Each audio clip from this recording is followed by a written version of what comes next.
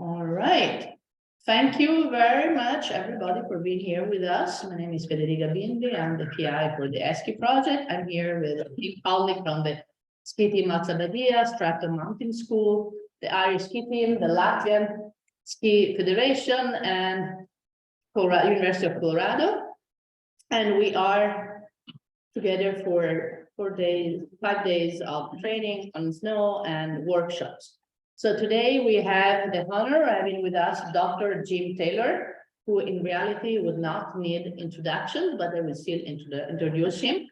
He is a former US ski team member, an alumni of Burke, the University of Middleburg College and University of Colorado as well.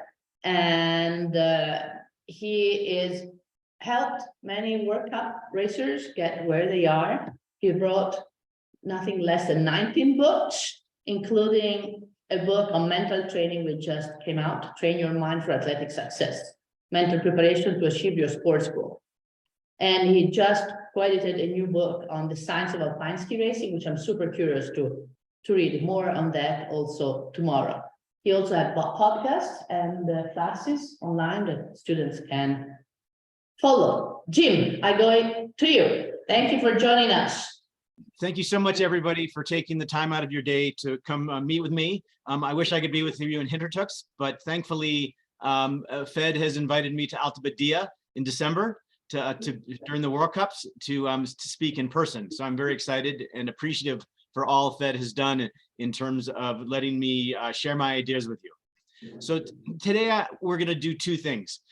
First, we're going to look at the mental side of ski racing from 10,000 feet. Because it's very important for you to understand where I come from in terms of what mental training is and how it can be used. Because I think that it is not used as much as it could, certainly not in the US, that's for sure. But also I want to spend time with you focusing on some very practical things, like things you can take tomorrow and work with your athletes on to improve mentally. So my presentation is mental training from 10,000 feet. Looking down, and then ski boots on the ground, on snow, what you can do mentally. So let's start off by looking at the mental side of ski racing from 10,000 feet. So first of all, I like to talk about a goal that I have in helping athletes achieve their best ski racing. And this is my goal, to be mentally prepared to ski consistently fast under the most challenging conditions. To be mentally prepared to ski consistently fast under the most challenging conditions. There are two important words in this, well, three important words really, but one is, the first word is prepared. So coaches and athletes spend so much time on the physical side of their ski racing, conditioning, technique, tactics, equipment, nutrition, sleep. And so, but there's this other side, of course, that we need to make sure they're also mentally prepared, because at the highest level of ski racing, everybody is a great athlete. Everybody is in strong physical condition. Everybody is very good technically and tactically. Everyone has the best equipment. So what separates who is on the podium from those who are not on any given day is often what goes on up here. So being prepared is a key word. Another word is consistently. One of the most important things I emphasize in my work is to be consistent in your skiing, consistently fast. And what makes the World Cuppers so good is that they don't just have one great race, but they can be day in and day out, week in and week out, month in and month out, year in and year out, skiing consistently fast. For example, before Hirscher retired, I looked at his FIS results over 5 years, and I saw that he did not finish, I think, less than 5 times over 5 years. And he didn't finish. He didn't finish in the top 5. I think maybe in slalom and giant slalom, I think maybe 3 or 4 times. So at the highest level, there is amazing consistency. Also, under the most challenging conditions, ski racing, one of the most difficult parts of ski racing, of course, is all the conditions: the snow, the terrain, the weather, the snow conditions, the course set, and so much of racers' ability to ski well in difficult conditions involves their being positive and motivated about those difficult conditions. Instead of going, oh no, the hill is so hard and so icy, they go, the hill is icy. Yes, I've trained on this. So this is the goal I want the athletes I work with to achieve. And I think it applies to everybody, to be mentally prepared to ski consistently fast under the most challenging conditions. So how is this goal achieved mentally? First, to instill healthy attitudes in racers. This is one area that is so important, because the attitudes that athletes hold going into a race can determine how fast they ski. And I find many young racers have attitudes that aren't healthy, that pressure to win, a focus on results, fear of failure, pressure from parents, and these things hurt them. So to instill in racers healthy attitudes like, today I'm going to focus, I'm going to do my best, I'm going to be prepared. These attitudes will help them to ski their fastest. Also, it's important for them to strengthen their mental muscles. And for me, this is what mental training is about. I believe the mind is made up of muscles, and that it's important. And muscles, like physical muscles, can be weak, they can be strong, or they can be injured. So a lot of my work is about helping athletes make their mental muscles really strong. I also use a metaphor of a mental toolbox.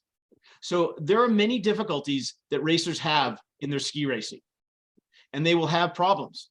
So it's not so much that they will have problems, it's can they fix them? So a lot of my work is giving racers tools they can use to fix the problems. For example, in the start area, they're nervous, they're anxious. They pull out their relaxation tool. They get distracted, they're focusing on the wrong things. They pull out their focus tool. They start to have negative thoughts and lose confidence. They pull out their positive tool. And by having those tools, they can make sure that their mind is working for them, not against them. And then a really important area for me these days is make ski racing simple. So I just published an article, and it will be on skiracing.com in the next few days. It's titled, "Ski Racing is Complex, Complicated, and Simple." And so ski racing is complex because there are so many things that go into performance. Again, the mind, conditioning, technique, tactics, equipment, sleep, nutrition, weather, snow conditions, terrain, course set. It's very difficult, because ski racing is so complex, to be able to ski consistently fast. But those things are always there. We can't change those. What happens, though, is that we also make them complicated by putting pressure on racers, by focusing on results, on rankings, on points. So we add these complications. But ski racing, really, when you get in the gate, is very simple. You have the racers should have one thing on their mind when they're in the starting gate, and that's to ski as fast as they can. As fast as they can. That's it. No else. Just as fast as you can. And there are different ways to do that, but it's that simple. And so a lot of my work with racers is to take all the complex parts of ski racing, all the complicated parts of ski racing, and make it simple. Ski as fast as I can. So what are your athletes competing in? On race day, let's say they're skiing a giant slalom. They're actually skiing in 3 races, not 3 real races. They're still just doing 2 runs of giant slalom. But there are 3 races they compete in. The first one is the obvious one, where they're racing against their competitors. They're trying to beat their competitors.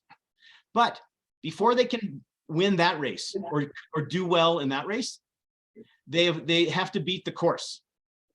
Because the course, the terrain, the snow conditions are trying to beat them.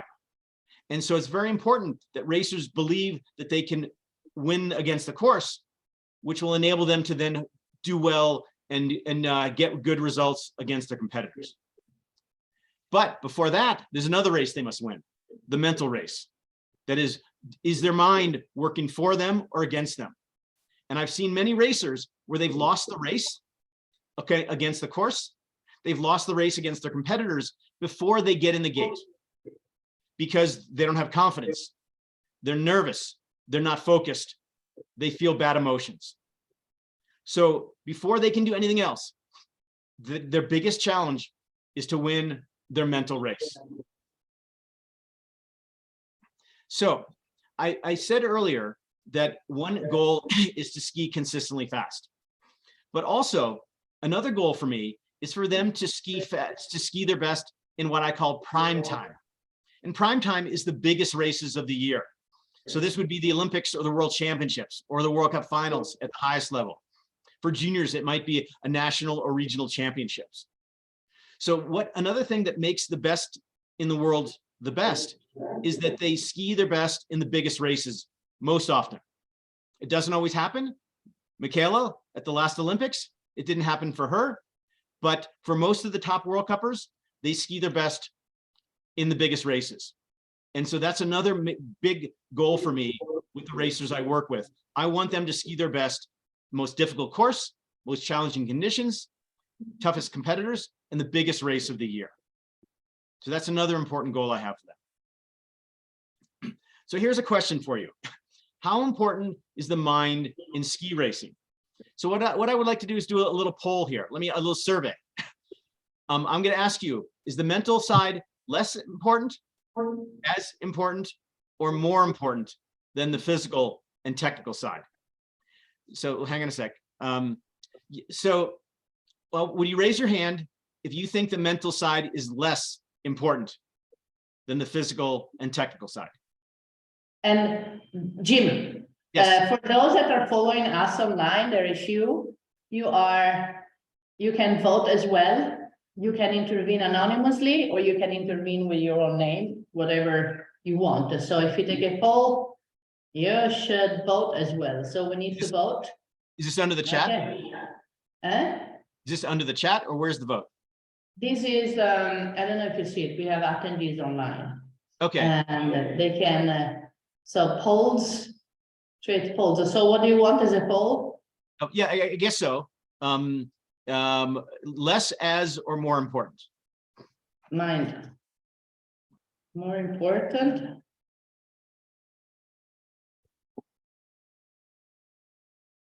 Less important. Yes, Say it. less Okay. as or more important. And will I see the results? Where will I see them? Launch. Oh, I see. Okay. Yes. Oh, but we need one more. As important. Well, whatever. It's either Okay. more. Okay, more or less important. We see, we have the polling, people vote online, especially those who are at home, because I'm not completely sure we can vote. Okay, I am losing our screen now. Oh, here. Okay, I give, so far we have 3 out of 3 more important. Shall I end the poll? Anybody here? Who votes for more important? More important, okay. I How have many? 1, 2, 3, 4, 5 more important. Who votes for less important? I vote for as important. Okay, let's vote for as important. 1, 2, 3, 4, 5, 6, 7. Okay, great. All right. So it is rare. It's not often that coaches or athletes will say that the mind is less important. Most say it's as important, but a lot always say it's more important. And being a sports psychologist, I love it when people say that the mental side is more important, but I don't even believe the mind is more important, because you can have all the mental things, but if you're not physically and technically capable of skiing fast down the hill, the mind doesn't matter. But what I found is that the results say that in the surveys and the polls that I've had before, 99% say the mind is as or more important. So, but here's an interesting thing to think about. How many of you have structured mental training programs? Raise your hand if your ski club or ski team has a structured mental training program. Okay, there's some hands up. That's good. That's good to know. And we have hands up also among the participants. Okay, good. Because everybody says the mind is so important, but really compared to the technical and the physical side, not as much time is committed to it, and not so much time and energy. And so it is, whether it's as or more important, what's important is it's an important piece of the puzzle. It's necessary for racers to ski their best consistently and to ski their best in prime time.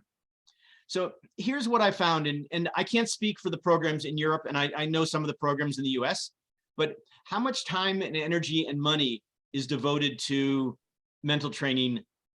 First, in terms of time, the typical amount of time, the commitment made to conditioning and on-snow training is 3 to 6 hours a day. How much typical amount of time devoted to mental training? I mean, in a day, not much, almost zero. And with some of the programs, yes, there's some time devoted during the course of the year, but it's not nearly as much. And money, I believe that money says a lot about how important mental training is. And to give you an idea, I work with a national ski team, and the director of high performance told me they spend about $500,000 US dollars on conditioning. So they spend $500,000 on conditioning, but they only spend about $35,000 on mental training and sports psychology. So that's about 7%. Now, should mental training be equal to conditioning? No. But should it be 7%? I don't think so. And so here's a question for you. How much money does your club spend on conditioning and on-snow training? And then how much does it spend on mental training? Now, again, I don't think it should be equal, but I don't think it should be this far apart.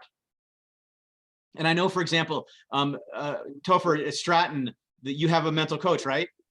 We do, yep. And I think she's online. She's on there as well. Oh, she is. Okay, very good. And I forget her name. What's her name?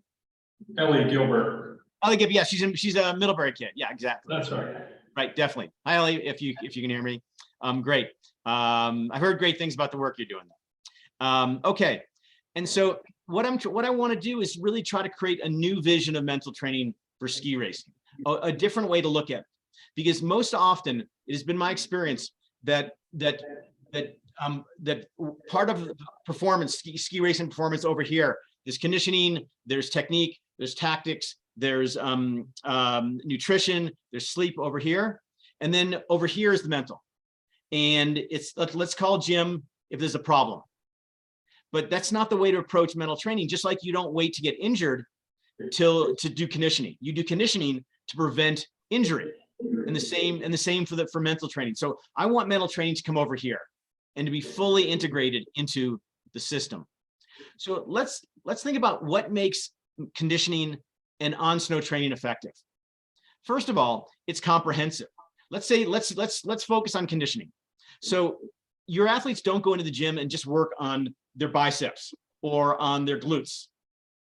Over the course of a week in the conditioning program, they work all the different body parts, and they work aerobic, anaerobic, strength, power, mobility, all these different areas. So it's comprehensive. Another thing about the conditioning program is structure. Your athletes don't just go into the gym and do whatever.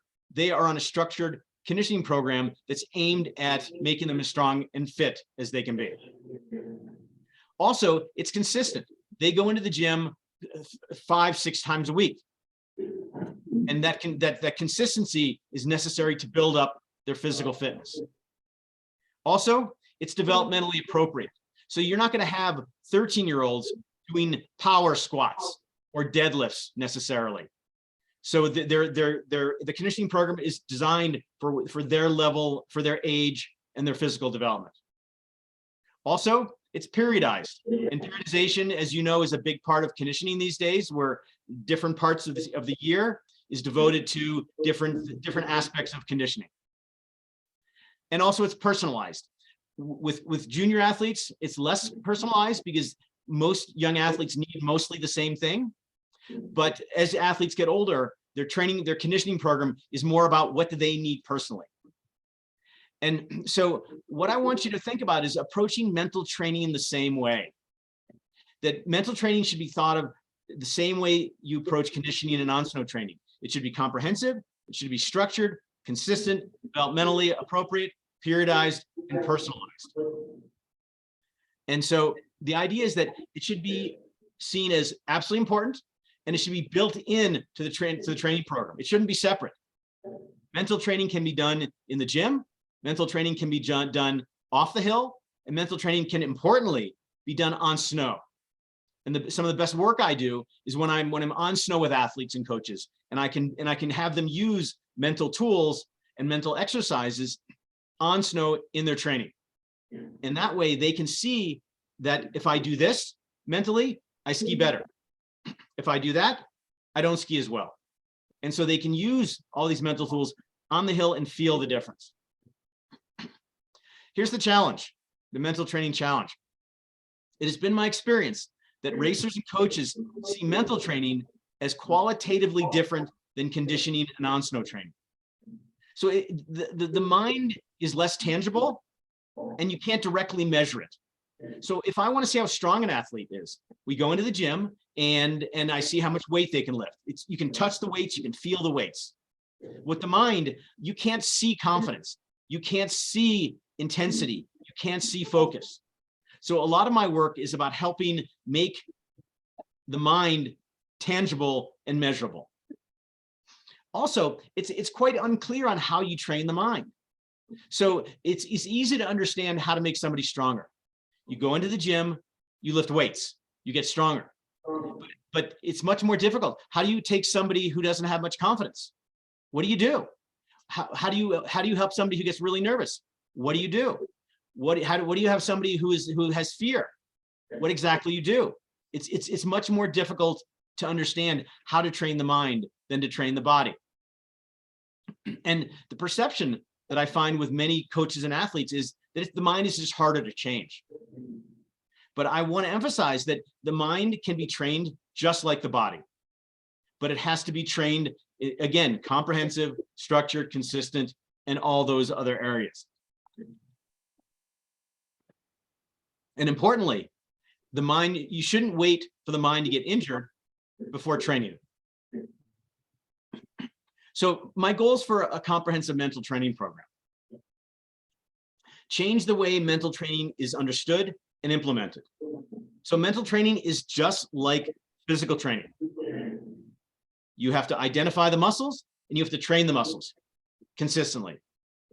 And to make the mind as tangible as possible. So I will talk in a little bit about what you can do to train the mind in different areas. But that's an important thing to educate athletes and coaches about how to make mental training as clear and understandable as conditioning, the physical training. To create a structured program. And I know some of you are starting to develop those now, is that just like there is a program of conditioning through the prep period and through the winter, that there's a progression technically and tactically on snow. There's the same thing with mental training, that every day you do certain exercises, you include mental training exercises into your on-snow training and your off-snow training. And again, to have tangible exercises and tools to train the mind. Because again, the mind is difficult to see and feel. And so to give them practical things they can do. Because ski racers want to do things, they're doers. And to have them then be able to train their mind in a very active way. And this is, again, an important one, to not have mental training separate. To bring everything in the mental training and bring it over to the other side, to incorporate it into all the practical mental side. The physical and technical side.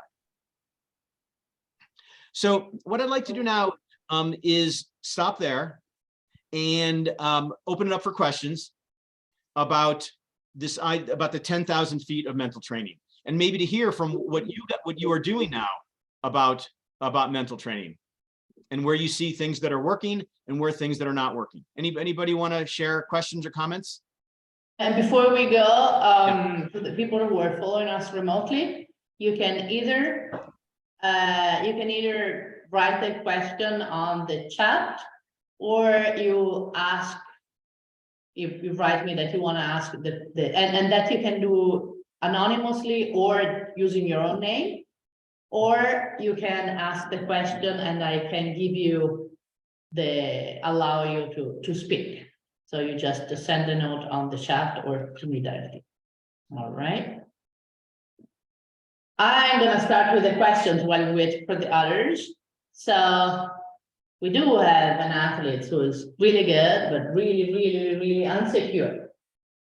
And I encourage her to set a timing with you, but she didn't yet.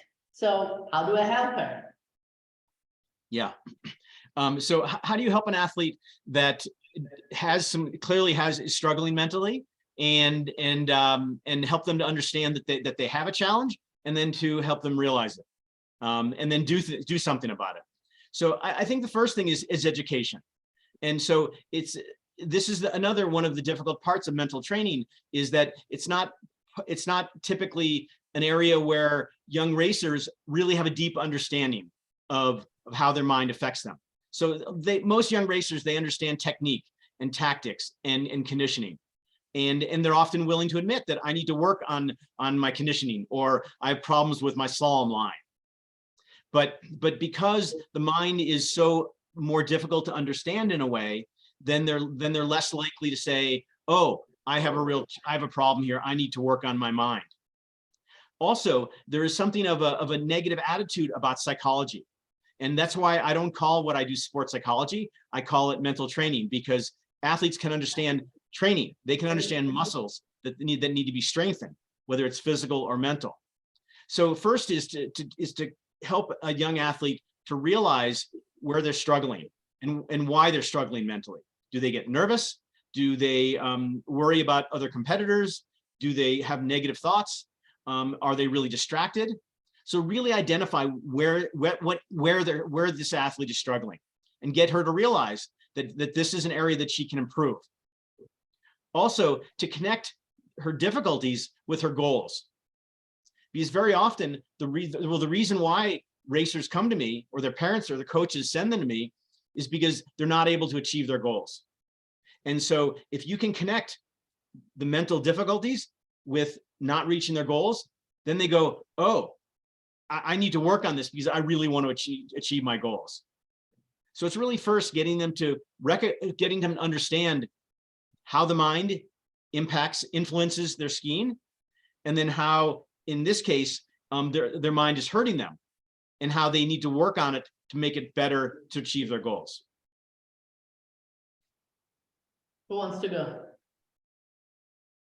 People from remote, don't be shy. I could ask a question. Go. Jim, you talked a little bit about feeling bad emotions.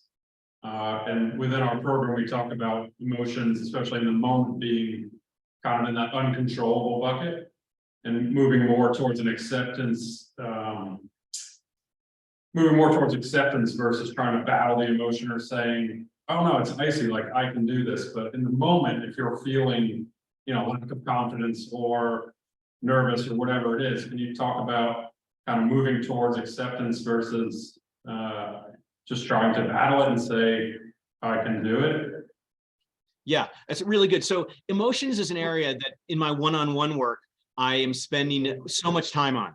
And at the higher levels, especially, because I found that emotions are sort of they're the ultimate mental factor in determining whether somebody skis well. And so there are two ways to approach emotions. First is in the moment. And I think of emotions in the moment as emotions are very powerful. They're wired into us. They're part of our brain through evolution that has a purpose. And so the emotions are meant to be very powerful. So fear, worry, stress, anxiety, frustration, disappointment. All these are very powerful emotions that are very difficult in the moment to address. And so a lot of times what I will do is, as you suggest, to not fight the emotion, because you can't fight emotions really. You can't just say, stop it, go away. It doesn't work. But instead to say, okay, I'm feeling nervous. I'm feeling a little afraid. Why? And try to understand why. And then give athletes tools they can use. So if they're nervous, their physical intensity is too high. So if they have tools they can use to lower their anxiety, or reduce their fear, they still might be afraid of something like speed or a big jump, let's say in Super G. But if you can give them some tools to feel more in control, because at the heart of a lot of emotions is feeling out of control. And so if they can gain a greater sense of control over their body and their mind by, for example, breathing, muscle relaxation, focusing on the routine, listening to music is an incredibly powerful tool. So by having athletes have tools they can use in the moment when they start to feel unpleasant emotions, then that's a way to reduce the impact both on their bodies and their minds. And also it gives them a sense of control, which also changes their emotions. So the real challenge is that if you can, let's see how to put this. So during the prep period, just like they're doing their strength, their physical conditioning, they're doing their on-snow training, if you can also help them build a mental toolkit filled with some of these tools. So when they get to a race and they're experiencing some of these not so good emotions, then they can pull some tools out to they recognize the emotions, like, okay, I'm really nervous. So the choice is I just stay nervous and I don't ski well, or I pull tools out of my toolkit and I reduce the emotion. So that's number one. The ultimate goal is to create a situation that those emotions don't occur.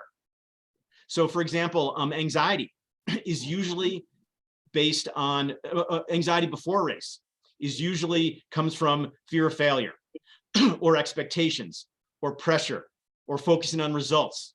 If beforehand you can create attitudes that they should focus on the process, that it's about giving their best effort, it's about having fun. These attitudes actually remove a lot of those negative emotions, because most of those negative emotions on race day are related to fear and related mostly to fear of failure. And so much of my work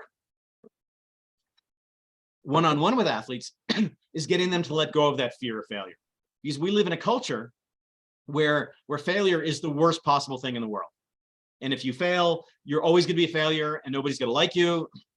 And if you can change the attitudes, that affects the kind of emotions they experience.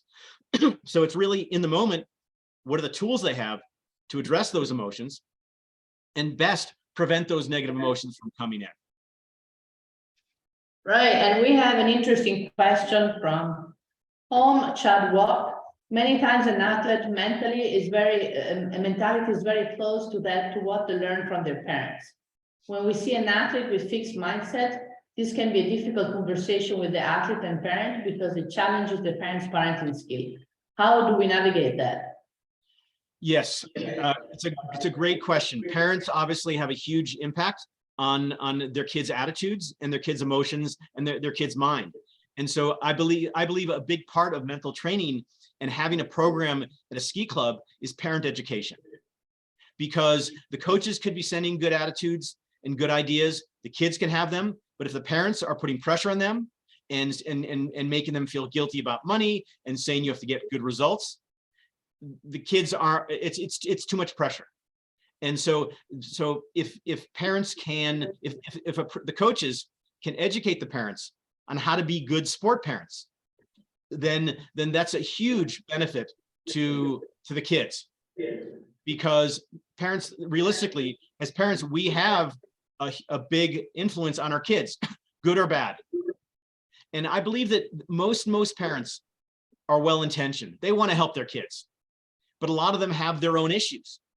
So I'm working with an Olympian, a skiing Olympian, whose mother is constantly putting pressure on her and saying, "Oh, we're spending so much money, and we expect results, and why aren't you doing this?" And it's this giant weight on the racer. And so there are two things that I do in this situation. One is I help the racer deal with the pressure and help the racer understand that the parents they mean well, they want to help, they just don't understand. So I help the athlete change their attitude toward the parents, the messages that their parents are getting. But also, in fact, this athlete asked me to meet with her mother. And because she's tried to talk to her mother about it and her mom won't listen. So in the next week or two, I'm going to meet with the mom and I'm going to sit down and say, this is the effect you're having on your daughter. And I know you love your daughter and you want to help her, but here's some other ways to do that. And so I think a parent education program is a really, really valuable part of the whole program that a racer is in a ski club or at a ski academy. Let me say one other thing. Let me say one other thing about that. That it's a very difficult thing as a coach to have a racer who is struggling with their parents, and it's difficult for a coach to go to a parent and say, this is what I see with your child. Here's some things that you might be able to do.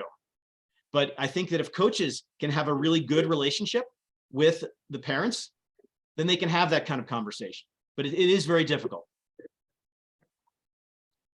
Rishi rose his hand. Rishi. Well, Jim, I agree on all aspects of it. Bottom line is that modern coaching, it's taking different direction. We are actually, obviously, physically training athletes. You can do 20 at the same time, to the same degree, get the test and see how they are doing, and they all are needing the same thing. And then it comes mental. And if you don't have background and individual approach to them, you are totally ineffective. And that's what goes from case to case, because you don't see what's upstairs, you know what's downstairs, so you can see it physically, but mental part is totally disregarded. And it's so individual from case to case, because it's we are individuals, unfortunately. Yeah. And that's your role, obviously. Yeah. So Richard, I agree partially that yes, that the mental is very personal and it's very individual. But I also believe that all athletes, regardless of their personality, their sport, their age, all athletes need a foundation of the same strengthening the mental muscles and having a lot of the same things in the mental toolkit. So for example, I can't work with every athlete in the US ski team or the Canadian team, for example. But what can be done is they can be given the opportunity, just like at the academies and the ski clubs, to develop the sort of the basic areas. For example, mental muscles. These are mental muscles that all racers have. Motivation, confidence, physical intensity. Do I ski best relaxed, medium excited, or super intense? Focus and emotions. Those are the 5 main mental muscles that I work with. And so all racers can learn some exercises to train those 5 areas. Now, as they move up the ladder and they get to higher levels, NORAM, Europa Cup, World Cup, then yes, it needs to be more individual. But I do believe that all young racers can benefit from some understanding of the 5 mental muscles, and then also what I call my 5 mental tools: goal setting, imagery, self-talk, routines, and breathing. So regardless of how old you are or how good a skier you are, every racer can benefit from using those tools. And then again, once they get higher up, then they can start taking a lot of those areas and making them more individualized. So for example, with the World Cuppers I work with, and what we talk about the mental muscles and the mental tools, yes, but they wouldn't be on the World Cup unless they had pretty strong mental muscles and had a pretty good toolkit. So at the highest level, I spend most of my time talking about attitudes and about emotions, because those are those final things that make a difference between, well, think of it this way. If I have a 16-year-old racer and this is where they want to go and they're here, I can do almost anything mentally and they're going to get better. But with the World Cuppers, they're already here. How do you take a World Cupper who's already one of the best and make them better? But what's fascinating about ski racing is it is a sport of seconds, of tenths of seconds. And that if you think about, this is a question I always ask racers. If I could make a racer 1% faster by doing mental training, they go, that's not very, well, yeah, they go, that's not very much. It's only 1%, but that's in a 2 runs of Psalm, 90 seconds. That's 9/10 of a second. That's a lot. It's margin of victory. Completely. And so to get athletes to understand that the higher up they get, everybody is strong, everybody's technically good, everybody has the best equipment. So it's those little differences that can make a huge difference. And often those little differences are what goes on up here. And that's where you move from the broader muscles and exercises to more individualized, as you say, Richard. Yep. Giorgio Marchesini. I have a question for you. How much you work in proportion with coaching and with mentoring with your athletes? Maybe you will explain better than me what's coaching and what's mentoring. Okay, with the athletes or with the coaches? No, with the athletes. Oh, Yeah. Also with the coaches, if you want to explain. Yeah. I'm interested in both. Right. So, mental coaching, mental mentoring, they're very similar, I think, because it's all about helping the athlete become the best ski racer they can be and have their mind be really strong. Now, I do believe that, so for example, when I work with a program, I can't be with them all, every day. And that's why at Stratton to have somebody there like Ellie Gilbert is a wonderful thing. So it's a big part of my work is educating the coaches about these things, because good coaches are good natural psychologists. They might not have they're not doctors or anything, but so much of what you do as coaches is mental.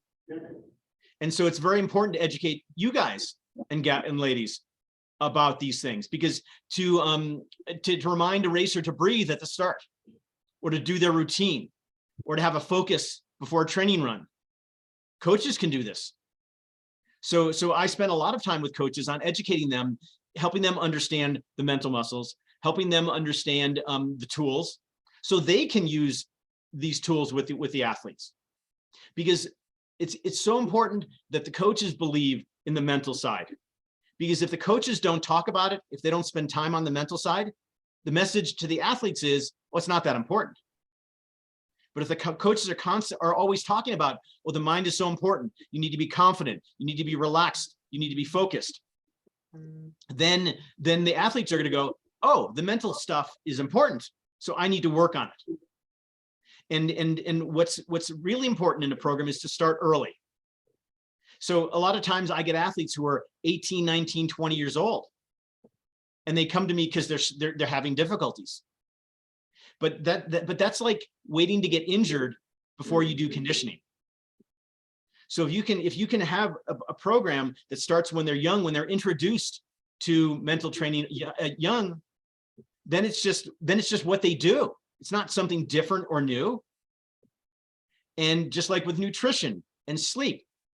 And so if they have big goals, then they understand that in order to be the best athlete I need to be, I need to sleep well and eat well and do my mental training. And so for me, the best way to work is with the coaches and the athletes all together. And that's part of that integration, where I'm not just over here working with the athlete, but I'm out on the hill, or Ellie is out on the hill, or your mental trainer is out on the hill with the coaches, with the athletes. So it's not just meet in a room somewhere, but it's a part of what they do to become the best ski racer they can be. I have a question. Okay. Um, Cormac. so I've seen with a lot of athletes, obviously athletes train in groups. Some athletes are better than others, but I've seen many athletes that are at the lower level or not the strongest athlete. And they really, so it's natural, a lot of people compare themselves to other people. So I've seen a lot of athletes surrounded by strong athletes who really doubt themselves and they struggle to see the potential they have. And because they're constantly comparing, everybody's getting better. So they still feel like they're always below. And even if they are making progress, a lot of them have this sort of this self-doubt and constant doubting of themselves. How can you encourage an athlete to have a more internal focus and then also, yeah, I don't know. Yeah, sure. Yeah, great question. Yeah, comparison is one of the biggest challenges I have with some of the athletes I work with, because I mean, comparison is almost like a natural thing when you're young. You know, how do you look compared to somebody else? How strong you are, how fast you ski, you know, looking at the points, who has better points, who has better results each day. And so you want to recognize that comparison is natural, but it's also toxic because especially if you're not as good and you look at everybody else and everybody's so much better. And it's like, well, why should I try if I'm not as good? And I relate to this very personally, because when I went to Burke Mountain Academy when I was 13 years old, I was 4 feet 9 inches, 89 pounds. And so I don't know if you convert that into meters and into kilos, but that's very small. And my entire time there, I was struggling. There was always people bigger and better than me. But for one thing was I had a coach who believed in me, and he kept telling me, be patient, keep working hard, you will get there. So you coaches can have a big impact on that. If you see an athlete who's struggling in that way, just not getting as good as fast as they want. Also, though, is that especially during the teenage years, there are big differences in physical development. So when I was 13, there were 13-year-olds who were 5'8", 150 pounds. And then when they get to be 16 or 17, there are kids who are 200 pounds. And then others who are 60 kilos, 130 pounds. And so what often happens is that early on, the big kids are more successful because they're bigger and stronger. And there's been a lot of research on this in different sports. But, and often some of these racers who are just big physically, when they're young, everybody thinks they're gifted, like they're special. But what happens is everybody, as athletes mature during the high school, during their teenage years, the other kids catch up physically. And then all of a sudden, that big kid is not so good anymore. And then the other kids catch up. So a couple of things on that. First of all, talk to them about comparison. Talk to them about, and I'm going to write an article about this in the next couple of weeks, because it is so bad. Talk to them about how comparison is so unhealthy, and that if you compare yourself, you lose. Even the good skiers. Like I work with one athlete who's a very fine NORAM skier, but when he goes to NORAMs, he sees all the US ski team jackets and the Canadian team jackets and the European jackets, and he gets really intimidated. And because he doesn't have the jacket yet. And so really talk to your athletes about that, and that bring the focus back in. Anytime you hear somebody comparing, say, wait a minute, what do you need to do? Because again, they're young athletes, their natural way is to go outside and compare. When you see that, when you hear that, you go, stop. Comparison is bad. Come back to you. What do you need to do to get to where you want to go? What do you need to do to achieve your goals? And then talk about patience. That, okay, look, you're not quite there yet, but if you want to get there, if you want to have any chance of getting there, you need to focus on what you need to do and stay committed, stay motivated, and do the work. So that's one powerful way where you can have a huge impact on racers in that situation, because I'm sure all of you have the struggles of comparison with your racers. Yes, we do. Who else? People from home, don't be shy. Raise your hand or raise your voice. I can do both. Let me just add one more thing about the comparison is also educate the parents.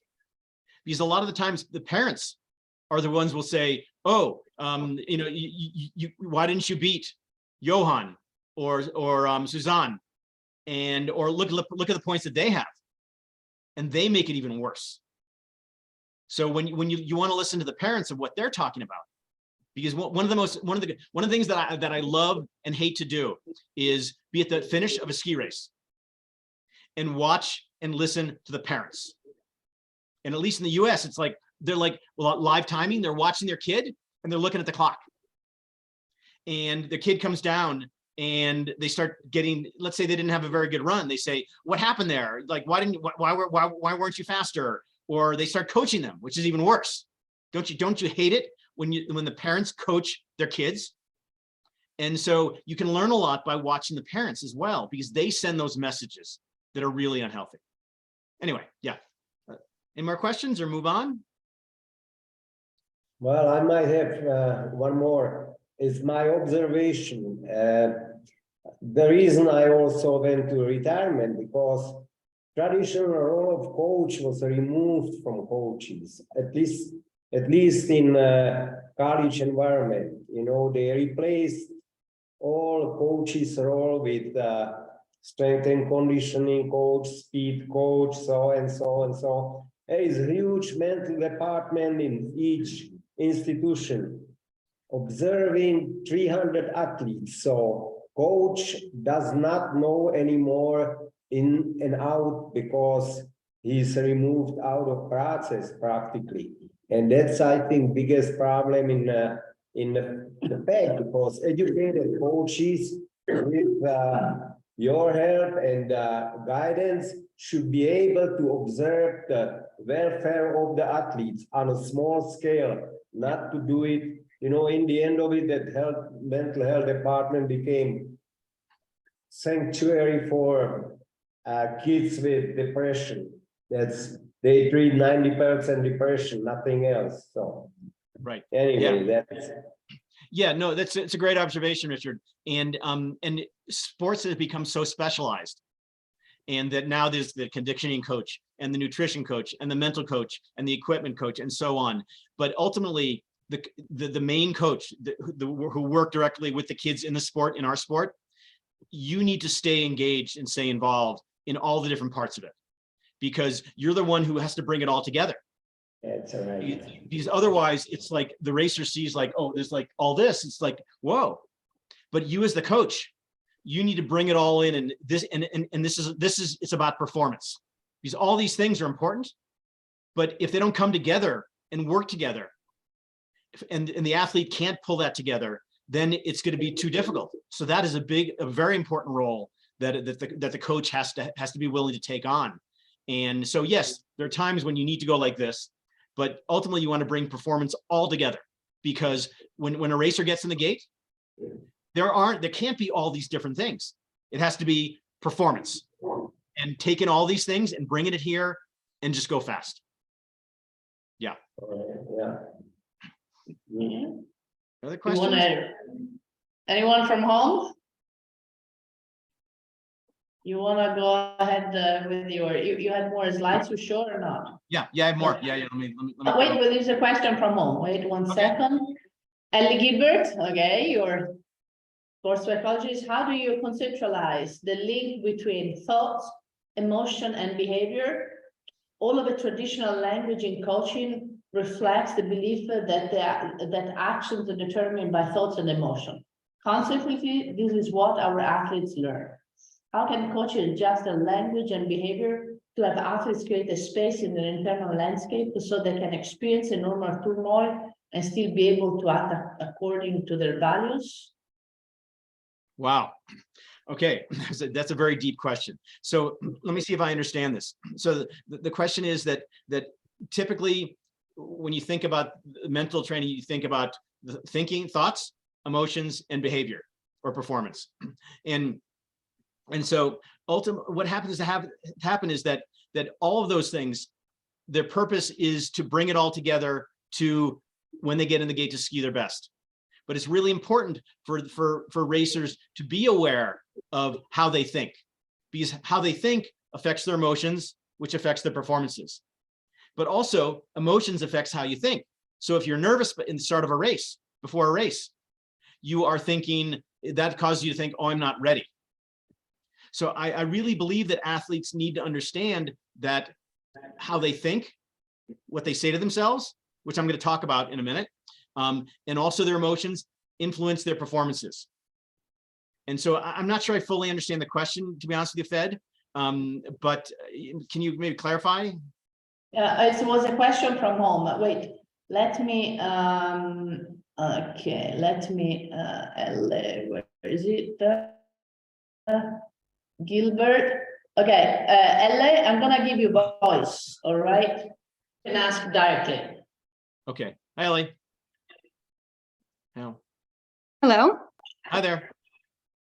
Wow, put me on the spot. Hi, Jim. Hi, everybody.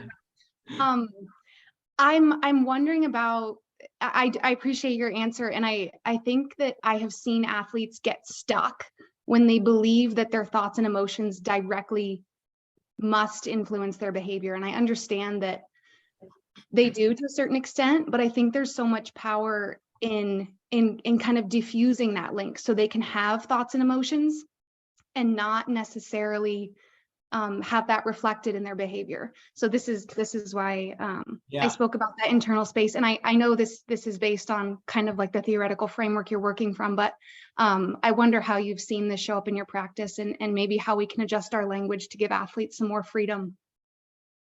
Right. Well, so the fact is how athletes think, what they say to themselves, and their emotions are going to impact their performances. And what I try to really emphasize is that you can't resist those thoughts and emotions. And I use the metaphor of a pink elephant. So if you have a pink elephant in the room, and let's say it's lack of confidence, you can't move that. You can't move a pink elephant. You can't move an elephant. It's too heavy. So accepting it, recognizing, okay, right now I don't have a lot of confidence, or right now I'm nervous. But if they stay focused on that negativity, on that challenge, then it is going to affect how they perform. So it's about recognizing, okay, this is where I am now, but then what can I do about it right now? And so it's accepting where they're at and honoring and appreciating where they're at, but also not just becoming a victim of that. Because so often young people, young racers, and all human beings, we become victims of our thoughts and our emotions. And the fact is, we have the capability to control them. And a very important metaphor I use is a fork in the road. So here's the bad road. I'm in the start area and I'm really nervous and I'm having doubts about myself. If they stay on that bad road, it's not going to go well. And so much of my work is getting them to recognize the fork in the road and that there's a good road. So they can go, okay, right now I'm not that confident, but you know what? I'm going to focus on my routine, and I'm going to do my imagery, and I'm going to use these mental tools to get on the good road. So they can make a choice, because so much of what I try to emphasize with my athletes is they can choose, because so many of them feel out of control with their thoughts and their emotions. But the fact is, they have the capabilities to make choices. And that's not to deny what they're feeling in terms of the bad road, but they have the ability to override those negative thoughts and accepting them and go, okay, I'm not very confident now, but this is what I can do, and this is what I can focus on. And so that prevents them from having those mental challenges decide how they perform. Does that help, El? I think it does. Okay. Anybody else from home? Or you want to share more slides? Sure. Yeah, we're going to switch gears now. Good, because I took away the slides from you. Okay, Yep. Now you can share again. Wait, here, let's see. Okay. So we just talked about ski race, the mental training for ski racing at 10,000 feet, and how I believe you can approach mental training in a way that will be the most productive and most beneficial. Now I want to spend some time talking about what are, for me, some really important mental areas that impact performance, and be very practical. Because what's so important, again, is taking the mental things which is you can't touch it, you can't see it, you can't feel it directly, and make it tangible, make it things that athletes can do. So I use the metaphor of a flat tire. That to become a great ski racer, it involves a lot of flat tires. And this is a metaphor, and I hopefully this translates into the other languages. That let's say you're driving down the road and you get a flat tire. You pull over to the side of the road and you don't have a spare tire, you don't have a jack, and you don't have a tire, a tire iron to undo the nuts. If you don't have those tools and you don't know how to use them, you're stuck on the side of the road. But if you have the right tools and know how to use them, you can get back on the road. Just like a flat tire, here's some flat tires. Young racers in the start area, they're really nervous. That's a flat tire. So do they go, oh, I'm really nervous, I'm not going to ski well today? Or do they go, what can I do? What tools do I have to get more relaxed? So this idea of ski racing is filled with flat tires. And so it's important to help the athletes develop the tools they can use to fix them. So much of my work is, again, giving kids, giving racers this toolbox that they can use to fix the flat tires. And I want to talk about a couple of the primary ones. There are three I want to talk about: imagery, also called visualization, routines, and self-talk. So mental imagery for me is the most important mental tool. And I believe that this, not just because I've read it in a book or I use it professionally, because it turned my career around when I was a young ski racer. And so it is so powerful in so many ways. And yet, even at the highest level, I find a lot of World Cuppers don't use it as much as they could. And one thing you'll see is if you watch a World Cup in the start area, you'll see a lot of them doing this. And it's all really valuable. But imagery is, you can also think of imagery as a tool, but also as an exercise. And it is for me like physical training for the mind. And so let's talk a little bit about it. First of all, what is mental imagery? A lot of people call imagery visualization. And if you want to call it that, that's fine. But I like mental imagery better, because visualization puts too much emphasis on the seeing part. But for me, the power of imagery is in the feeling it, in the physical experience of feeling it, and also the emotional feeling as well. And so basically, again, imagery visualization is racers closing their eyes and seeing themselves skiing the way they want. And the idea is to reproduce the actual skiing experience. There's a great quote from Michaela before the 2016 Olympics in Sochi. And she was being interviewed. And the interviewer said, "What's it like being in your first Olympics?" And she said, "It might seem like my first Olympics to you, but I've actually raced this race thousands of times." Where? Up here. And so imagery should be the actual reproduction of the experience. And there's been a ton of scientific research that has shown that the mind and the body don't know the difference between actual performance and imagined performance. So for example, when I do imagery with racers, very often I'll watch them, they'll be lying down and they'll be running a course in their mind, and their legs will start moving totally unconsciously. And again, there's other research that has shown that when you do imagery, it triggers the same motor programs. And there's been a ton of research that has shown that you can actually improve your skills just with imagery. Now, it's not as good as actual skiing, but you can improve your skills just by doing imagery. And when you combine actual imagery, actual on-snow training with imagery, the research shows improvement is even better. So why mental imagery? Because it impacts every aspect of skiing. It can help athletes mentally, because if they see themselves skiing consistently fast, it builds their confidence. If they build into their imagery being relaxed in the start, that affects their psychology. Also, they can work on technique. They can imagine themselves going deep at the top of the turn, or being stacked, or keeping their hands up. And so they can improve technically. Also, like the Michaela quote, they can prepare themselves for races. So this time of year, there are NORAMs coming up in just a couple of weeks in Colorado. So with the racers I'm working with in the US and in Canada, the focus of our imagery is on preparing for those races. So they're racing those races in Copper and Beaver Creek in their mind.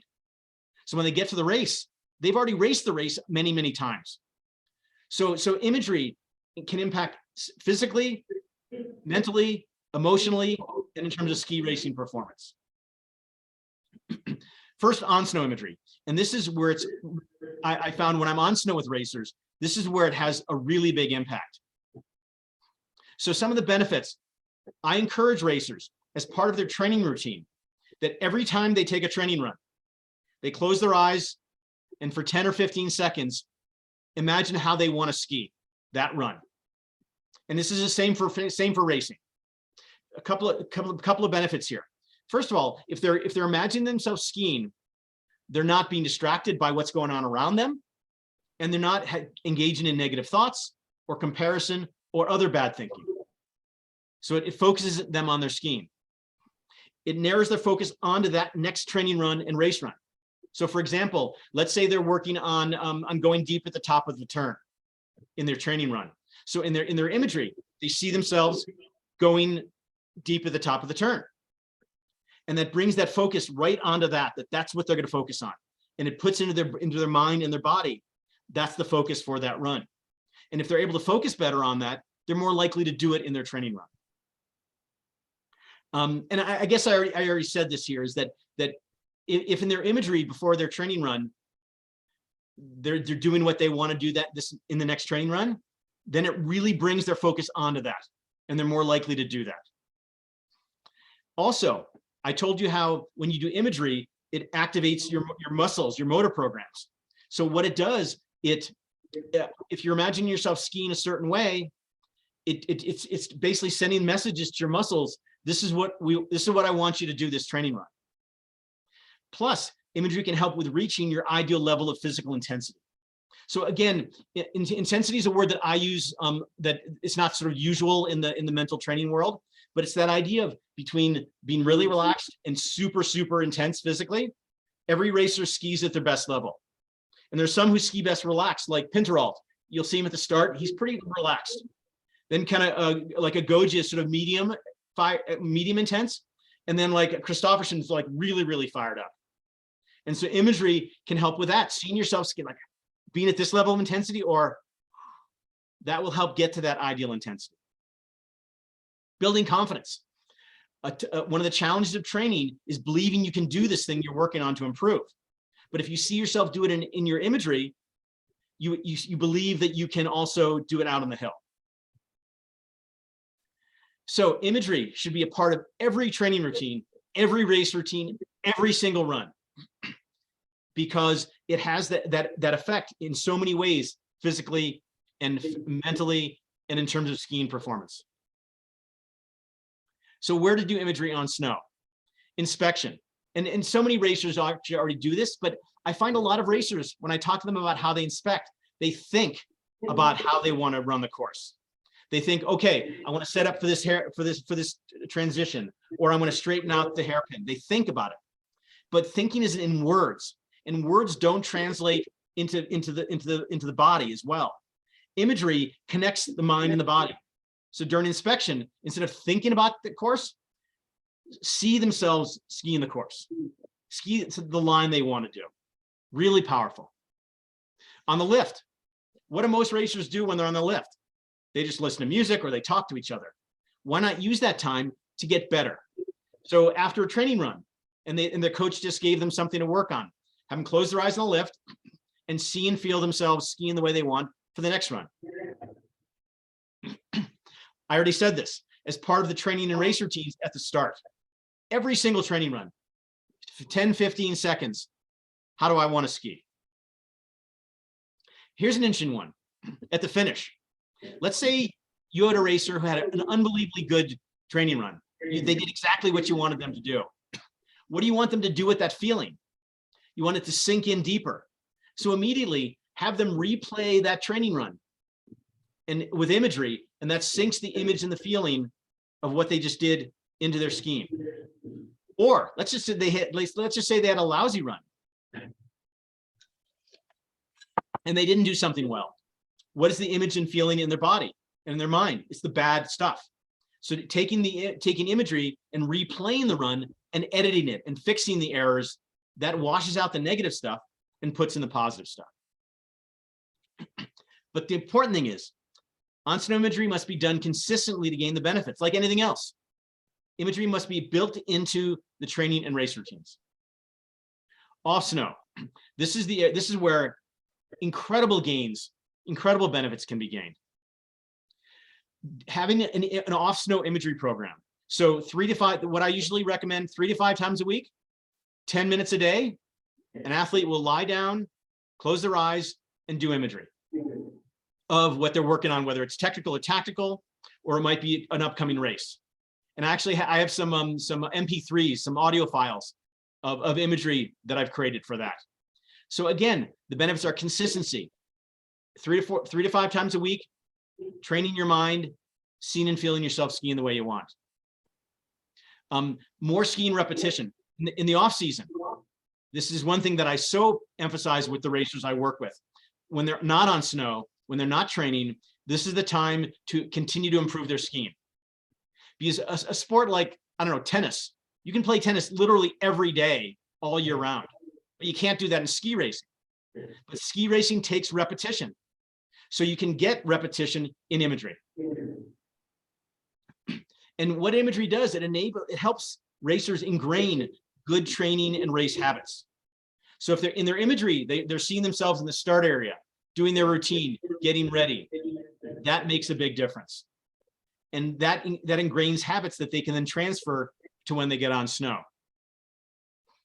Also, like I said before, imagery can improve so many different mental areas, especially in the off season. And so, but also during the race season. So it can build their confidence. It can help them get their ideal intensity. Also with focus, just by doing imagery, it takes focus, because you have to close your eyes and just focus on the imagery for, say, 60 seconds. So that helps their focus. And then race preparation. When you have a race, when you have kids with a race coming up, let's say next week, all that week, they can imagine themselves skiing that race, just like Michaela did. So when they get to the race, they've already raced this race a bunch of times, so they're better prepared to ski their best. Tool number 2, training and race routines. And again, this is something that with the athletes I work with, I'll have them rate themselves and tell me about the routines. And they'll usually describe their physical routine. So they say, oh yeah, I do some leg swings, I do lunges, I do push-ups. But then I say, well, what about mental routine? And they go, I don't really have one. So routines are so important, both physically and mentally. The purpose of a routine is to ensure that racers are totally prepared to ski their best. And this is a big one, because if racers aren't totally prepared to ski their best when they're in the starting gate, they're not going to ski their best. And this applies to training as well as racing. And so one of the things that I really hate to see when I'm on snow with young racers is, in training, they almost have no routine. Oftentimes they're standing there leaning on their poles, and then they get in the gate and they go. They're not ready. So that preparation is really important. It also ingrains effective skills and habits. So the skills and habits are, what do I need to do to get ready? What do I need to do physically and mentally and with my equipment to ensure that I'm totally prepared? And if they do that in training, they're also going to do that in a race, and then they're more likely to be able to ski the best. Consistency is also a really important thing. Consistently fast skiing comes from consistent preparation. And consistent preparation comes from a consistent routine. So one thing I've seen in watching World Cuppers and working with World Cuppers is that their race routine, they do the same race routine every single time. And in training, they do the same training routine. It's not the same as a race routine. It might only take 1 or 2 minutes, but they do the same thing, because that consistency of preparation results in consistency of skiing. So there are 3 things. Well, let me think how to say this. There are 4 things that we human beings don't like to experience. We don't like to experience unfamiliarity, unpredictability, lack of control, and discomfort. And routines create familiarity, predictability, control, and discomfort. So no matter what the race is, it could be an Olympics, a national championships, a world junior championships. It doesn't matter where it is, whether it's the US or Latvia or South America or Japan. If racers are doing their routine, that's familiar, predictable, controllable, and comfortable. And that creates that confidence and consistency. So that's a really powerful psychological benefit of having clearly established routines. The challenge is there's no single routine for everyone. I can't just tell an athlete, do this routine. It's very personal. And this goes to what Richard talked about, the importance of having of getting very individualized. And a big part of the work I do with young athletes is getting them to figure out what they need to do in their preparations, in their routine. And some racers like to be very active physically.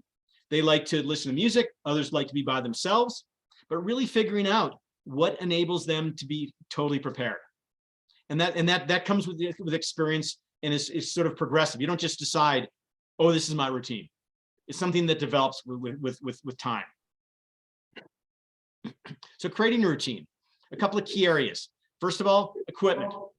As part of your preparations before you get in the gate, what do you need to do with your equipment? And whether it's checking your bindings, buckling your boots, adjusting your armor, and so on. Next is physical, both your warm-up, your activation, and also getting to that ideal physical intensity. Do you want to be really relaxed? Do you want to be medium fired up? Or do you want to be really, really excited?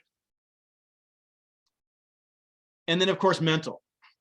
Confidence, focus, all these different areas. Your routine should get you to that place where you're confident and focused and you're ready mentally. Specifics. First of all, what exactly do you put in your routine? That goes to the key areas. Have athletes sit down and figure out, like, make a list of what you want to do in your routine. Also, what order to put them in. Do you want to do your equipment first? Do you want to do your physical warm-up first? Do you want to do your mental first? Again, very personal. And also where to do your routine. So some racers like to be by themselves before a race. They want to be away from everybody else, just really focused on themselves. Others, they want to be among their friends. They want to play around with their friends. They want to have fun. They want to be distracted. So that location is also important.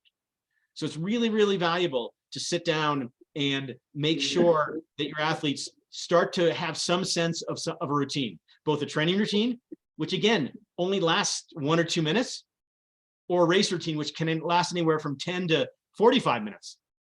Because if you watch at the World Cup, there's some racers who like to be there for a really long time and take their time going through the routine, and others who like to be there not so long and sort of move through their routine. Also, as well, separate idea here, that I see somebody taking photos of the screen. I will send Fed my PowerPoint, and so everybody can get a copy of it. Thank you. Okay, you're welcome. Okay, last tool, self-talk. Self-talk is incredibly powerful.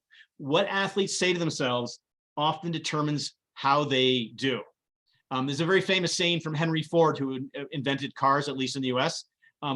If you don't think you can do something, you're right. So what athletes say to themselves is so important. And yet, I'm sure you have this experience where athletes are so negative, and in a way they become their own worst enemy. And so helping athletes develop this, use this tool of self-talk, of positive self-talk, can be huge. So why is it important? This is a very famous saying in the US. I don't know if they have it over there, but whatever you can conceive, that is think about, and then believe, you can then achieve. So whatever you think you can do is what you'll do. And what's sad about this is that a lot of young racers, they have the ability to go fast and get good results, but they don't believe in that. They don't believe in that ability. And so they've really already lost before they even get in the starting gate.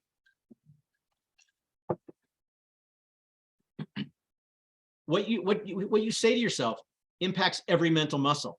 So let's say you have a racer on race day and they don't have a lot of confidence. They're negative, like, oh my gosh, I'm not going to ski well today. Everybody else is so good.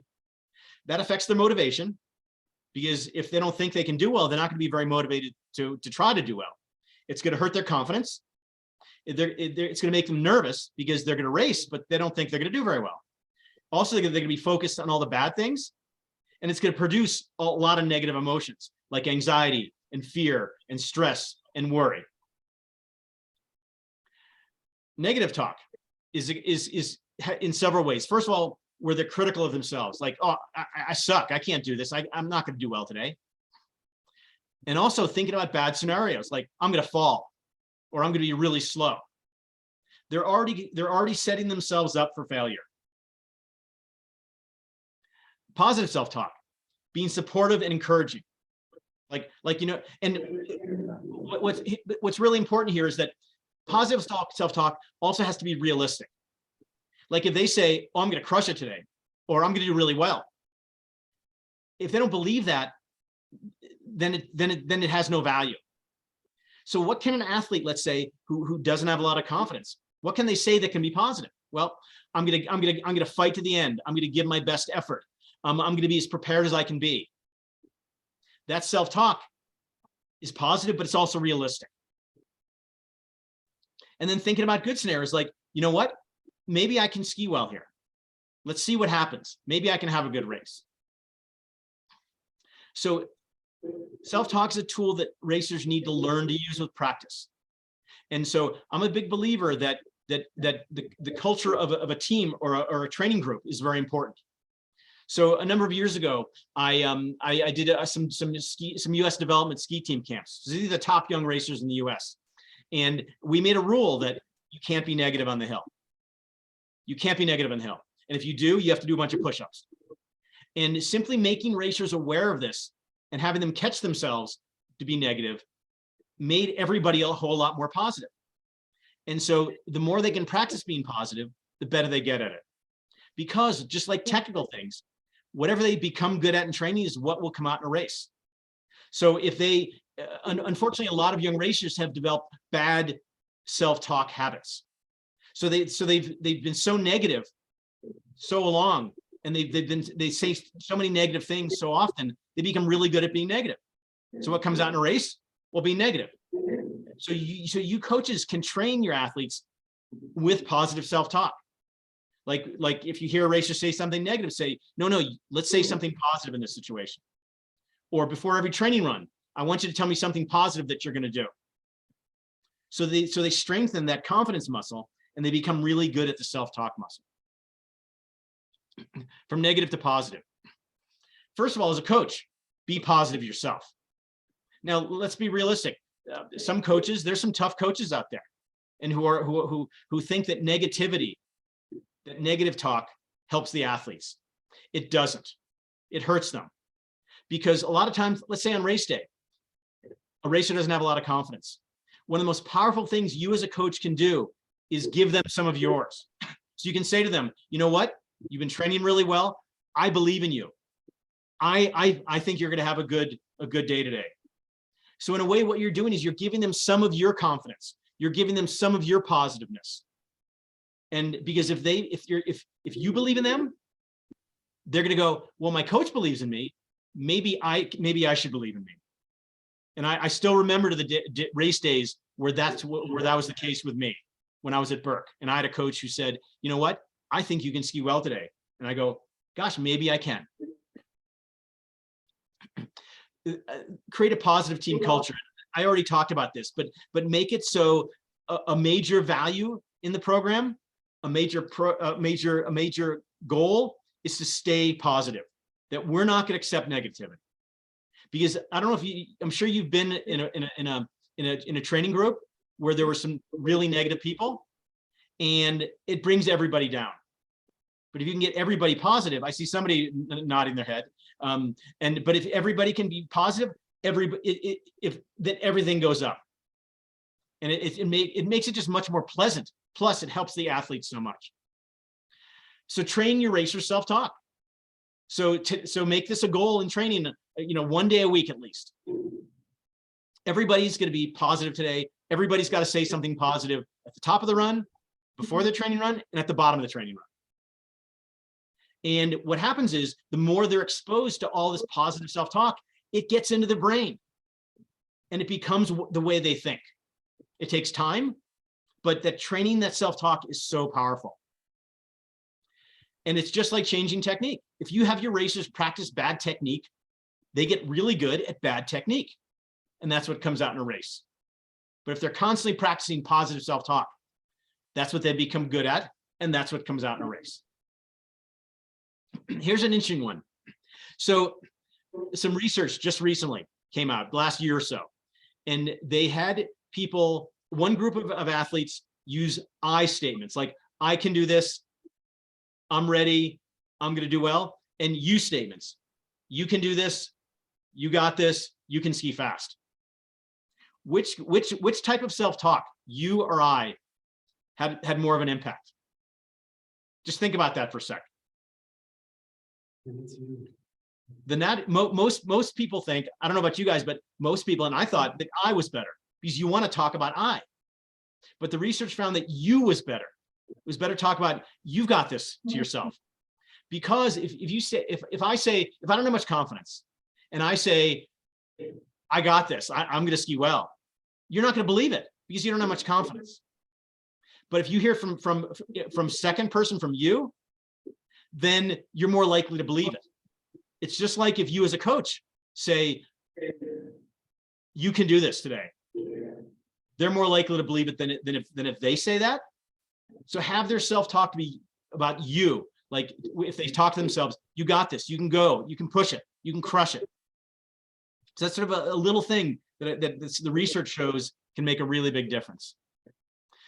So I want to start to wrap up here, and then we'll open up for questions. And this goes back to what I talked about at the very beginning, keeping it simple. And on race day, what do so many racers do?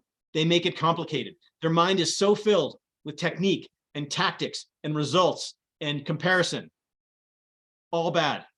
3 goals on race day that I think every racer should strive for. And these goals have nothing to do with results. And these results are entirely in their control. Goal number 1, in the gate, total preparation. For them to be able to say, I'm as prepared as I can be to ski my fastest today. Because ultimately, that's all they can do. And if a racer's not prepared, that's a big problem. But if they feel like they've done everything they can in terms of their training that week, and in terms of the race day preparations and the routines and their warm-up, they're going to be pretty confident. Because ultimately, that's all you can do on race day. Does that guarantee success? No, because, pardon my language, but shit happens in ski racing. So you might be totally prepared, but you hit a rut the wrong way, or you get a gust of wind, or something happens. But it's the only chance they have is if they're totally prepared. So goal number 1, in the starting gate, total preparation. Goal number 2, during the race, bring it. Ski racing, again, is very simple in the gate. And on the course, just bring it. Charge, attack, go, aggressive, whatever word you want to use. But so many young racers don't. Every racer, so here's a way to think about it. So I always ask this of racers that I work with. Would you rather be going all out skiing really fast and make a mistake or DNF? Would you rather ski cautiously, tentatively, finish and be slow? Every racer, when I'm sitting here talking to them, will say, of course, I want to be going really fast and DNF. But every racer, at least every young racer, when they're in the starting gate, they unconsciously ask that question. And often they say, I want to finish, because you need to get the result, you need to finish. But as I'm sure you know, there's nothing worse than skiing cautiously, finishing and being slow. So for me, every run, this is what I put into the racers' minds that I work with. Bring it, attack, attack, attack, as fast as you can, as fast as you can, as fast as you can. That's it. That doesn't mean you give up on good skiing.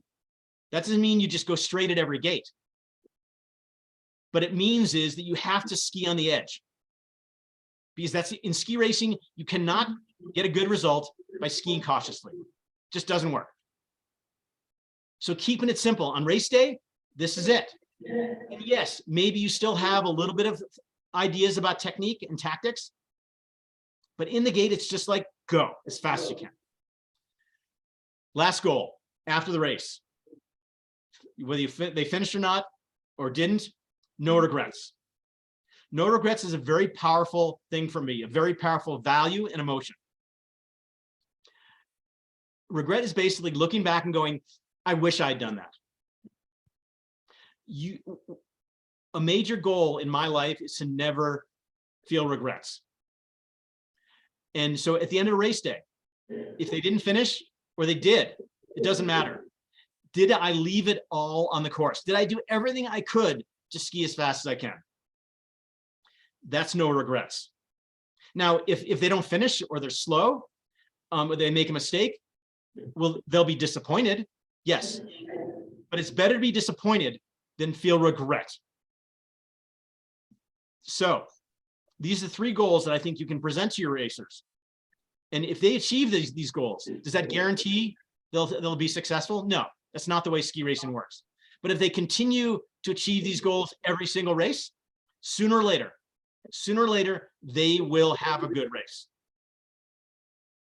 So that's something that's so important, keeping it simple with those 3 goals. So 5 ways to use mental training. Make it a program priority. Make it a part of your program. Like Stratton, they have a mental coach. Now, not everybody can afford a mental coach, but you don't need a mental coach. But simply making it something that's important. The mind is important to train. Just like we do conditioning, just like we do on snow training. Educate.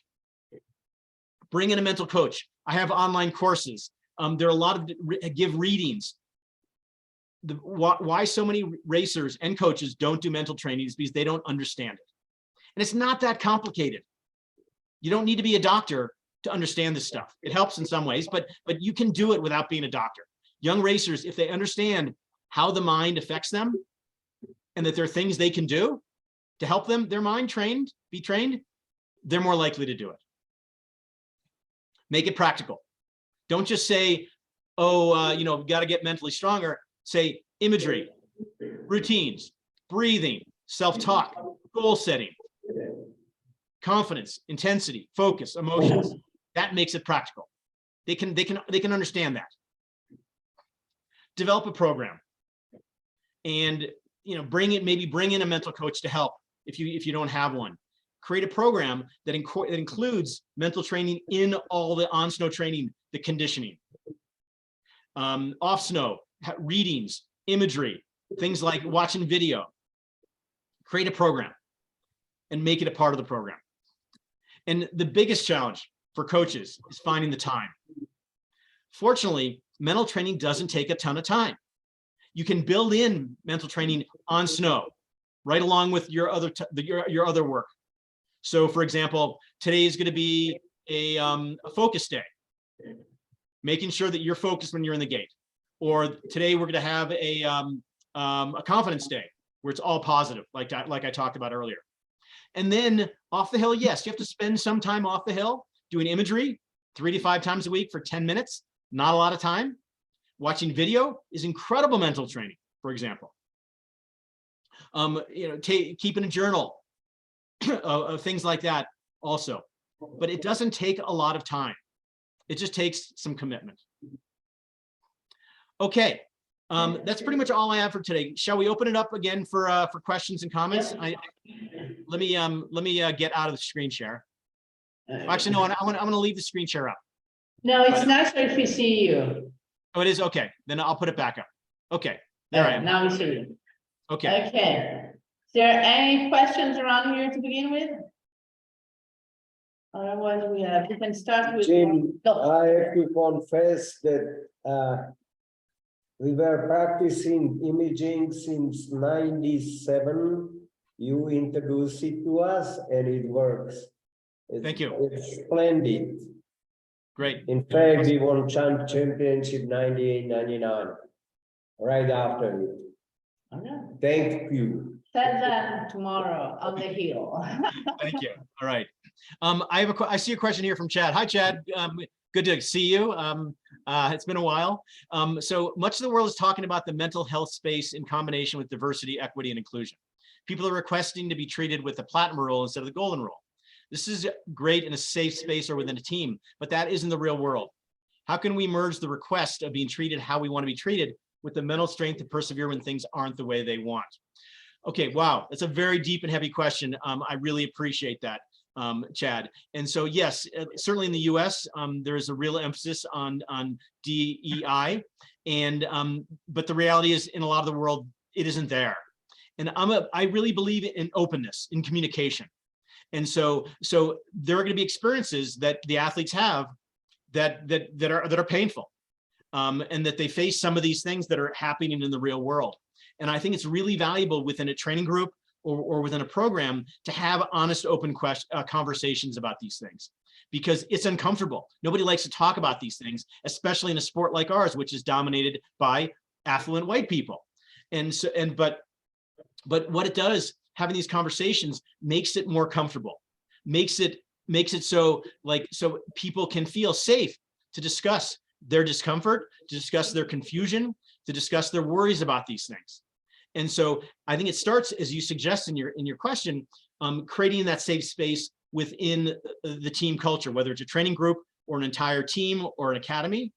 But then as they have these kind of experiences, because it's a part of the conversation, it's a value, it's okay to talk about these things, that when they have experiences out in the world that are uncomfortable, and we all do, it's a very difficult time as culture, the broader culture is changing and becoming more open to diversity, equity, and inclusion. Then it creates an opportunity to have conversations to help people, not just the kids, but also for us, because it's new for us as well, to get comfortable with it and learn how to deal with it and learn how to respond to the challenges that are coming up so much these days. So I think more than anything, it's just making a culture of openness within your program that enables everybody, not just the kids, but the adults, to have opportunities to discuss the discomfort that comes up when they're out in the world and they're faced with some of these challenges. Anybody else from home or from around the table?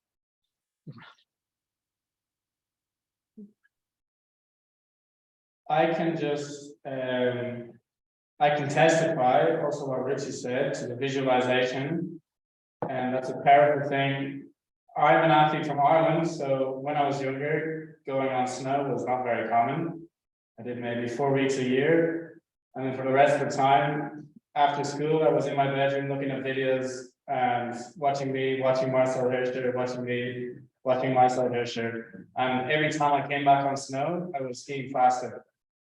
And for 2-3 years, that was the case. And yeah, I can just testify that it's a really beneficial thing. And I think I might suggest that I just had a random thought there for coaches when they're doing video analysis, that is a good time to send athletes off afterwards to do some visualization, since they've just seen the movements and they know what they're working on. I think it's a good time to. Awesome. Thank you so much for saying that. If there's one thing you get out of today, well, hopefully you got a lot out of things, but the imagery is such a powerful tool, as you suggest, and combining it with video. When I'm with a program in person, and they're doing video sessions, I'll actually sit in, and because video is a tendency for racers and coaches to get very intellectual, to be very thinking when watching video, and so they look at all the different angles and the positions and all the little details. But a real power of imagery, of video, as a form of imagery, is just taking it in, just watching it instead of thinking about it. And another thing that I recommend for coaches is when you're having an athlete doing video and you're pointing out different things technically, let's say, don't have them think about it. Have them immediately, but actually before they leave, point it out of a run and they say, replay this run in your mind, but make the correction. So again, it's not just stuck in their head. Ski racing occurs here, not here. And yet so many racers get stuck up here. And a lot of my work, especially with higher level racers, is getting out of here and into here. Because thinking, there's a place for thinking in ski racing for sure. But when it comes time to perform, this shouldn't be thinking. And so that's why getting athletes out of here and into the body and into the soul, into the heart where the emotions are. That's the goal. That's with especially the high level athletes. That's where I'm trying to get, because that's where they get that last little bit that can make the difference. Amen. Amen. Anybody else? I just want to pick your mind. I've heard people say to me, mentors and coaches, and not that common actually, but it's been suggested to me that the mental attitude comes before it. So between there's mental and physical, which are the main, or in my mind anyway, the main variables. But it's been said to me that mental comes before physical. So confidence comes with mental first and then physical. But in my mind, my confidence has come from preparation, which is mostly physical and technical. And because of that, it's given me mental confidence or mental fortitude. Yeah, I agree. The mental can't come first, because things like confidence, the ability to focus, the ability to reach your ideal intensity, all these things come from the experience of training and improving. And so ideally they go together at the same time, but realistically, young skiers are going to be exposed to the physical side first, and that lays the foundation. But you shouldn't wait too long to start doing mental training. I think if you can start an athlete at 13, 14, 15, then if you can lay the foundation of good mental preparation, mental strength, and you create really good, strong mental muscles and create that toolbox over those first years of 13, 14, 15, that can prevent a lot of problems. Because you wouldn't believe, I get calls from parents and coaches when the kid is struggling. Well, that's like waiting till somebody needs ACL reconstruction, when if they'd just been on a conditioning program, they wouldn't have torn their ACL.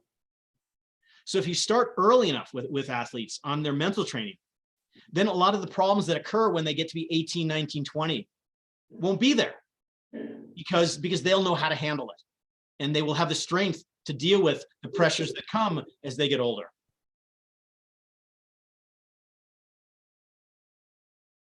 Wow, Jim, this was amazing and a lot to take in. And tonight at video, we're definitely going to try that on and see how it goes. Good. I just want to put up this last screen. First of all, one way to educate yourself. So I have a blog on my website just for ski racing, and I've got, I don't know, hundreds of articles on it. And I usually publish articles every few weeks on it. It's a great resource. You can follow me on Facebook, Twitter, and Instagram. On my website, I have probably 95% of everything I've ever written there. So there's tons of resources, don't cost anything.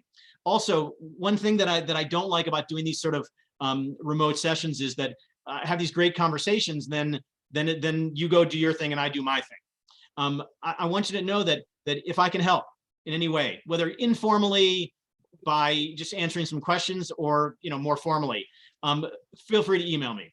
Hopefully you've gotten from today how passionate I am about ski racing and how passionate I am about young people and helping them. And I know I share that with you. So if I can help in any way, I really am happy to do that in any way I can. Finally, thank you, grazie, danke, paldies, and efficacisto. I tried to cover all the languages. So I want to thank you so much, all of you, for taking this time. I've appreciated your questions and your interest and your attention, and have a great time at Hintertux and have a great winter. And again, at any time, if I can help out, please don't hesitate to reach out to me. Thank you so much. See you soon. I And have one question. Can I ask? we have one last question. Go. Yeah. Can you, I feel like it's something a lot of sports psychs or coaches try to talk about. For you, what is mental toughness? What is that? Yeah, it's having strong mental muscles. That is so in those specific areas, you're motivated, you're confident, you have good intensity, you're focused, you have good emotions. And you have a mental toolkit for handling those challenges. And there are a lot of deeper things that go into it as well. One thing we didn't talk about today is the attitudes very much.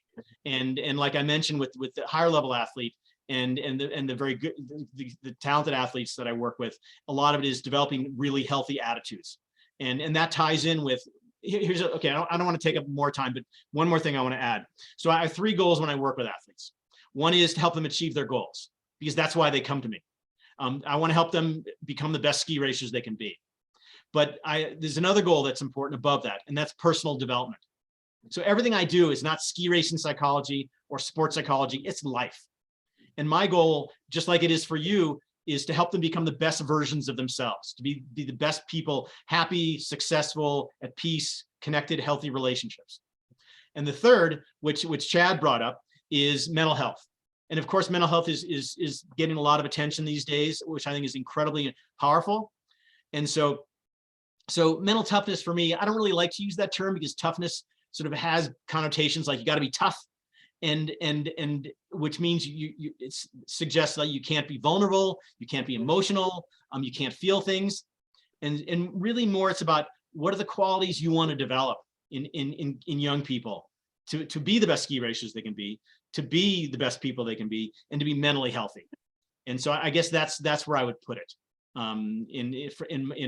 as I approach it. Yeah. I just jump in, or do you want to say No, something? go ahead. And because I know, or for myself, is something I think about is mental fortitude. It's probably quite similar to toughness. What I've noticed with successful racers and being in lots of high level teams as well, I've noticed that many of the high performers, they're the ones that are able to suffer the most and endure the most amount of pain. And I've noticed myself that I've gained a lot of mental fortitude from being in situations that really beat me down. And so there was maybe, like, coaches have challenged me physically, and there have been times when I was extremely challenged and probably really beat me down at the time, but in the long run, gave me a lot of mental fortitude. And I feel like I see that quality in a lot of very successful athletes. Oh, without a doubt, without a doubt. And for me, one of the most powerful experiences mentally is exposing kids to adversity, exposing kids to really, really tough conditions, tough situations, and helping them learn how to deal with those. Because the fact is, in ski racing and life, it's full of adversity. And so both in terms of their goals, their personal development, and as people in terms of mental health, learning how to deal with tough situations. And you can call it mental toughness, mental strength, mental fortitude, mental preparation, whatever it is. That's really at the heart of it, because ski racing, tough sport. Life these days, pretty tough in a lot of ways. And so we want to prepare our kids for that. And ski racing is a great place to do that. If I may, it's resilience. Mental fortitude, it's resilience. Resilience is another good word. Yep, resilience is another good word, sure. And what skiing have taught me in person is why I like skiing so much, because there's so many variables you don't control. It's so tough, and statistically it's so difficult to win that if you're not resilient, you're dead meat. And so it prepares you for life more than anything else. All right. I love the fact that Fed, who has a PhD in foreign policy and all these things, she can use the phrase dead meat. I love that. Anyway, Jim, this was amazing. I can't wait to have you in Alta Badia soon. Thank you so much for taking the time. My pleasure. See you soon in our beloved mountains. Very good. Take care, everyone. Thank you again. Really appreciate it. Thank Bye-bye. you.